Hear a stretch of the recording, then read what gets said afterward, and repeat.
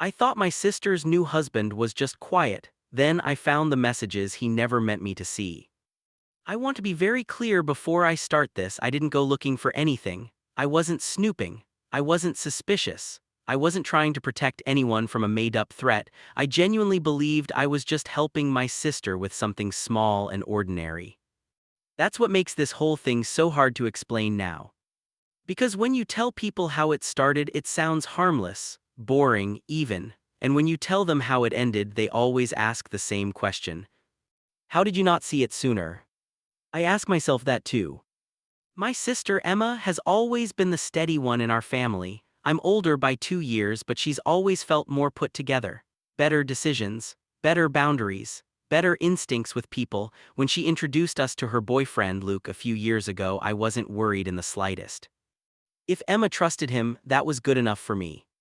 Luke was quiet, not awkward, just reserved, the kind of guy who listened more than he spoke. He never tried too hard to impress anyone. He showed up on time, helped with dishes without being asked, remembered details about people's lives and brought them up later in casual conversation. Everyone liked him. Our parents loved him. My dad appreciated that he wasn't flashy or arrogant. My mom liked that he was polite and calm. Friends described him as solid, which is one of those words people use when they don't have anything bad to say and don't need to overthink it. I remember thinking Emma had done well. They dated for 3 years before getting engaged. No drama, no breakups, no wild stories, just a steady relationship that looked healthy from the outside. When Luke proposed, it felt expected in the best way. They were already living together, already talking about the future. Marriage felt like the natural next step. The wedding was small, intimate. Luke didn't cry, but he smiled the entire time. Emma was glowing. During the speeches, multiple people commented on how safe she looked with him, how grounded. I believed every word.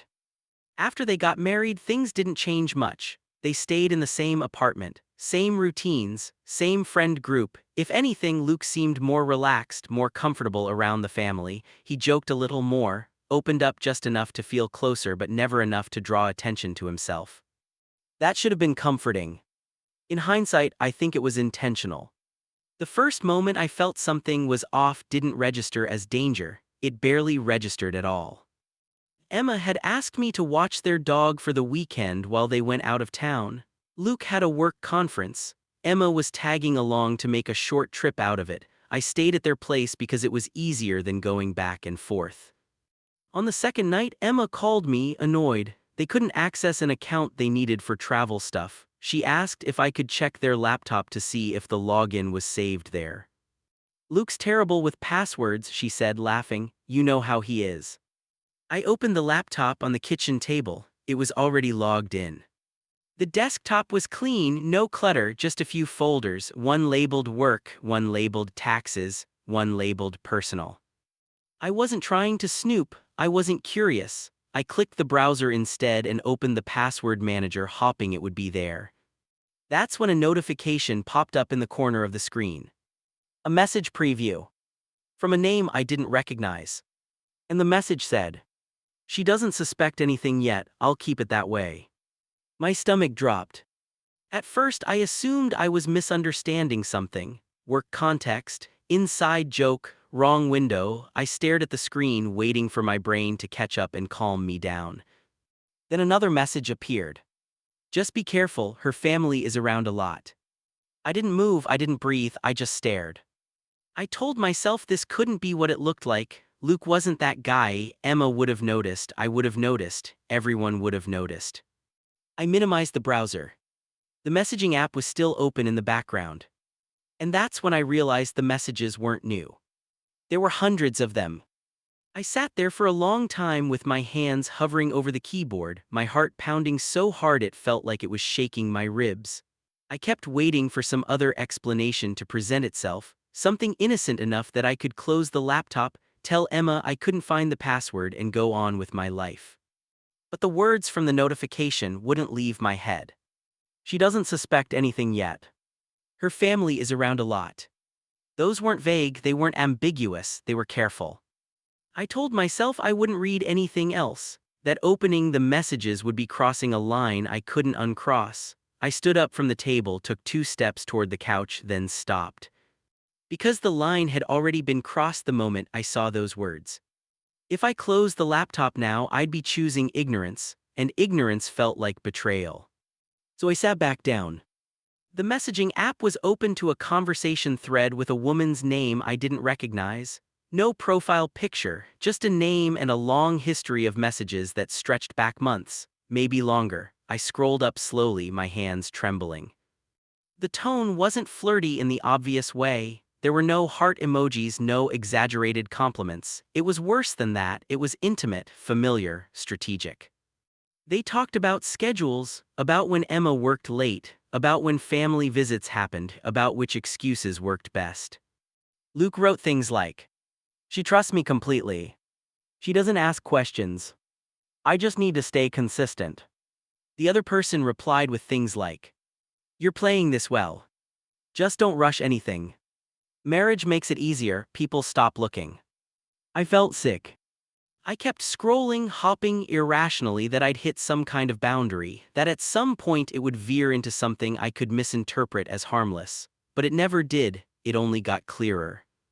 There were references to money, to accounts Emma didn't know about, to plans that didn't include her at all, to timelines that extended far beyond the wedding. One message in particular made my vision blur. "Once everything's finalized, it won't matter anymore. She'll be taken care of, obviously, but this is the only way it works." Taken care of. I closed my eyes and leaned back in the chair, my stomach churning. My sister wasn't just being cheated on. This wasn't an affair. This was something colder, more deliberate, like she was a piece on a board, not a person.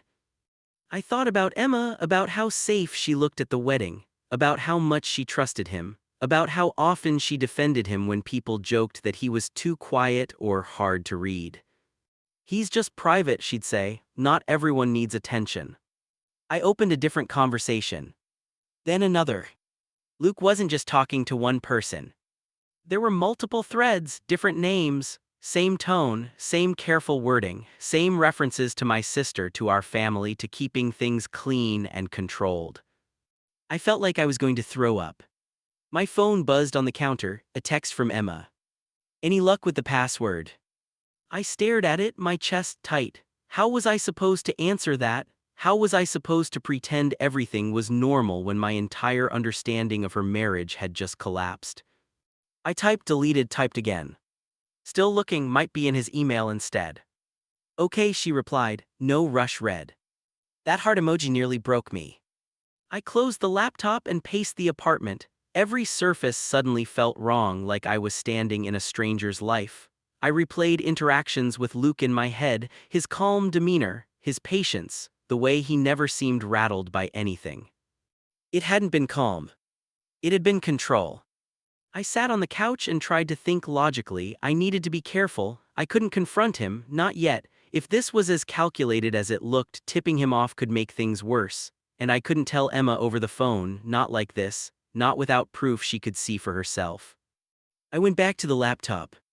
This time I took photos with my phone, the messages, the timestamps, the names. I made sure my phone was on silent, that the sound was off. Every click of the camera felt loud, even though it was.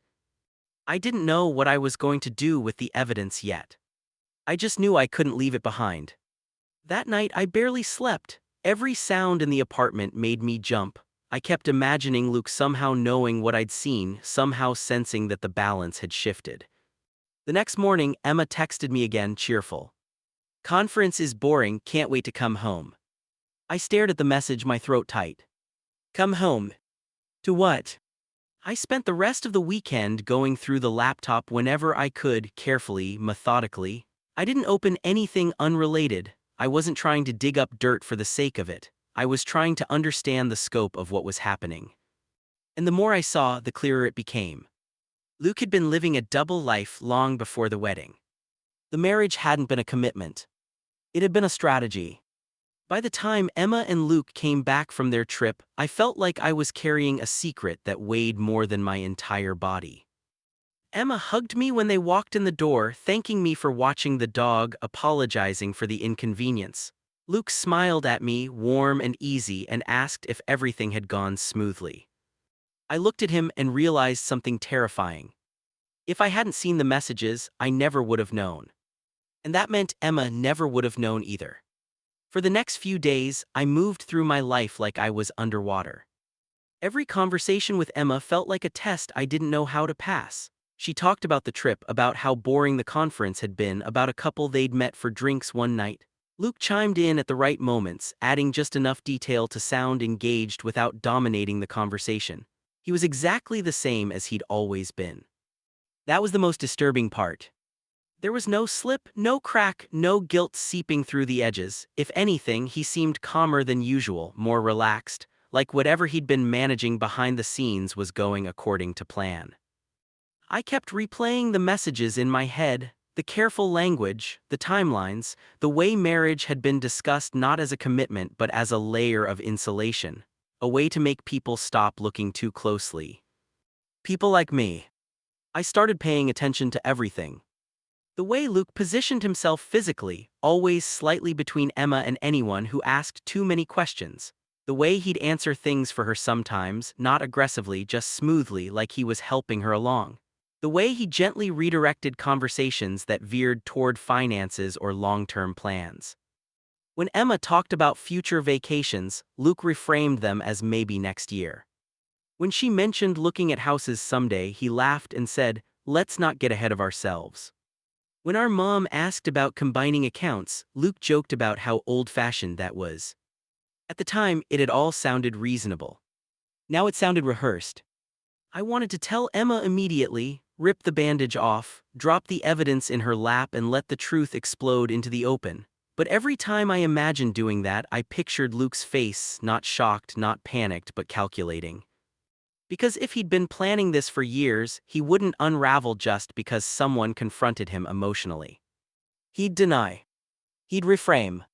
He'd make Emma doubt herself. And the worst part was, he was good enough at it that it might work. I needed to be strategic. I asked Emma if she wanted to grab coffee, just the two of us. I framed it as a sister thing, a catch-up. She didn't hesitate.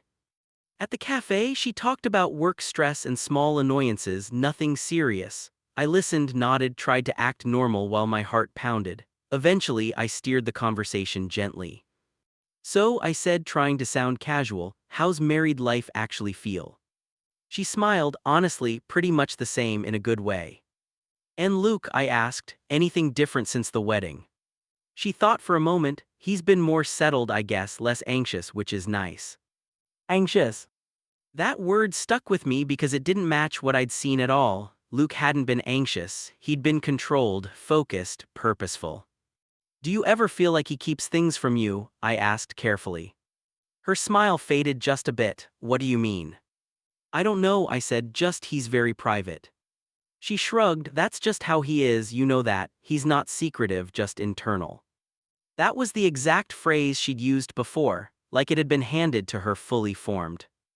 I nodded, not pushing, but inside something shifted. This wasn't going to be as simple as showing her messages and expecting clarity to hit instantly. Luke had already shaped the way she interpreted him. He framed his secrecy as a personality trait, not a warning sign.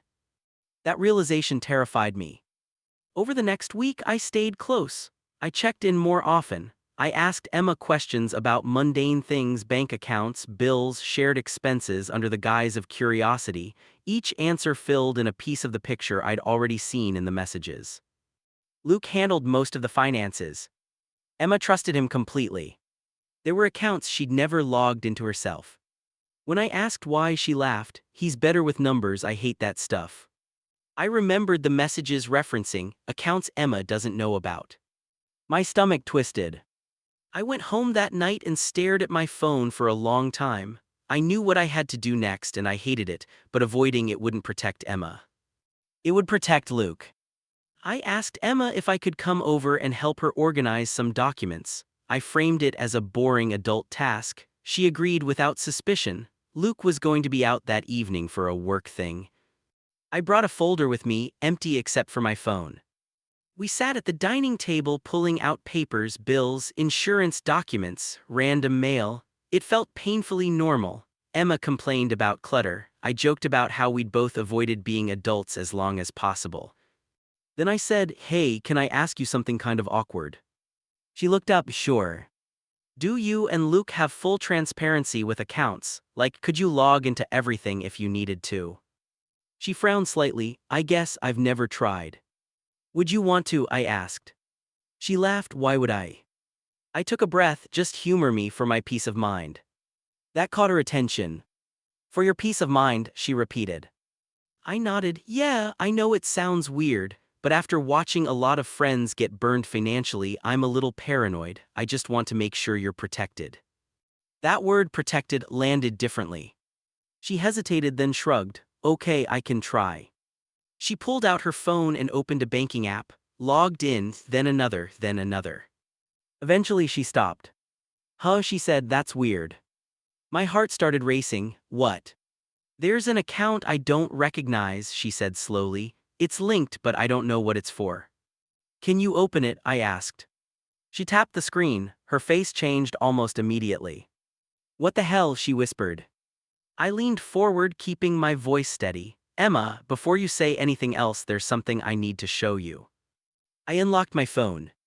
My hands were shaking so badly I had to steady them against the table. I opened the photos I'd taken on the laptop. The messages, the timestamps, the words she was never meant to see. "I didn't go looking for this," I said quietly. "I found it by accident, and I didn't know how to tell you." She stared at the screen in silence.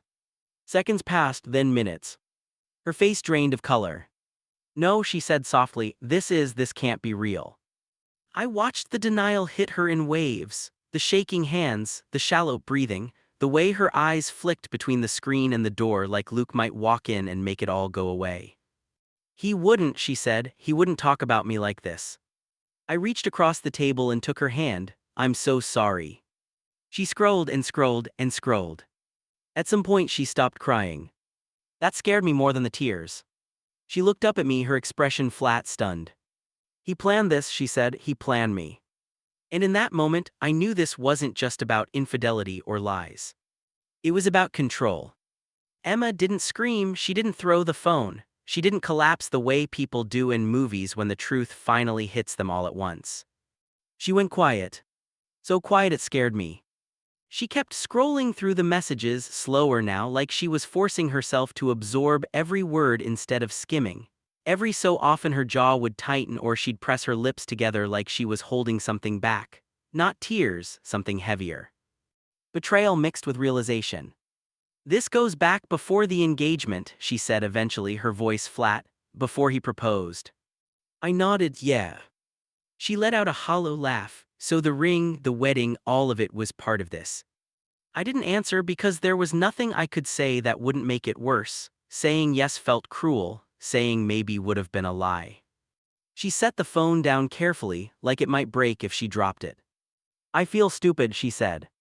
I shook my head immediately. "No, don't, he engineered this, that's not the same thing." She didn't look convinced. For the next hour we sat there going through everything together, not just the messages but her memories, moments that hadn't made sense at the time but suddenly snapped into focus. Why Luke had insisted on handling finances. Why he'd discouraged her from talking details with family. Why he'd framed privacy as maturity and questions as insecurity. Every time she'd hesitated, he'd reassured her just enough to keep her from pushing further. Every time she'd trusted him, he'd taken a little more control. "He never raised his voice," she said quietly, "not once." That detail stuck with me because it explained so much. Luke didn't intimidate, he guided. He positioned himself as reasonable, calm, above drama, which made her feel unreasonable any time she doubted him. That night when Luke came home, Emma didn't confront him. Not yet. She told him she had a headache and went to bed early. He kissed her forehead, told her to rest, and went to shower. I watched his reflection in the hallway mirror as he walked past, calm and unsuspecting, and felt something cold settle in my stomach. He had no idea the ground under him had shifted. The next few days were a blur. Emma stayed with me, she called in sick to work, she barely slept. When she did sleep, she'd wake up suddenly, disoriented like she'd forgotten where she was. But the shock slowly gave way to something else. Resolve. We talked through options carefully. Lawyers, account freezes, documentation. We didn't rush, we didn't act emotionally. Emma wanted control back, and the only way to get it was to move deliberately. She met with a lawyer before she ever confronted Luke. That part surprised me, but it shouldn't have. Once she saw the pattern, she understood the stakes. This wasn't just about heartbreak, this was about protection. When she finally told him she knew, it didn't happen in a dramatic showdown. It happened in their living room in the middle of the afternoon, with documents on the table. Luke denied everything at first. Then he minimized. Then he reframed. Then when Emma didn't budge, something in him changed. Not anger. Annoyance. Like a plan that had gone off track. "You're blowing this out of proportion," he said calmly. "You're letting your sister get into your head." Emma didn't raise her voice, she didn't argue details, she didn't try to convince him. She just said, "I've already spoken to a lawyer, the accounts are frozen, and you need to leave." For the first time he looked rattled. Not because he'd been caught lying, but because he'd lost control. He tried one last angle, hurt, confused. "I thought we were partners." Emma looked at him and said something I'll never forget. "Partners don't plan each other." He moved out that night. The fallout was messy but quieter than you'd expect. No public explosion, no social media drama. Luke told people they'd grown apart. Emma didn't correct him, she didn't need to. The people who mattered saw the truth eventually. The divorce took time, but it was clean. The evidence mattered, the preparation mattered. And Emma changed. Not in a broken way. In a sharpened way. She learned to trust her instincts again, learned that love doesn't require surrendering awareness, learned that quiet doesn't always mean safe and calm doesn't always mean kind. As for me, I think about that laptop notification more than anything else. How close I came to ignoring it. How easy it would have been to tell myself it wasn't my business. How different her life would look if I'd chosen comfort over confrontation. People always say they want honesty. But what they really want is honesty that doesn't disrupt anything. The truth is rarely that considerate. Luca didn't look like a villain, he looked like a good husband, a quiet man, a safe choice. And that's the scariest part. Sometimes the most dangerous people aren't the ones who scare you. They're the ones who convince you there's nothing to be afraid of, right up until you realize your life was never really yours at all.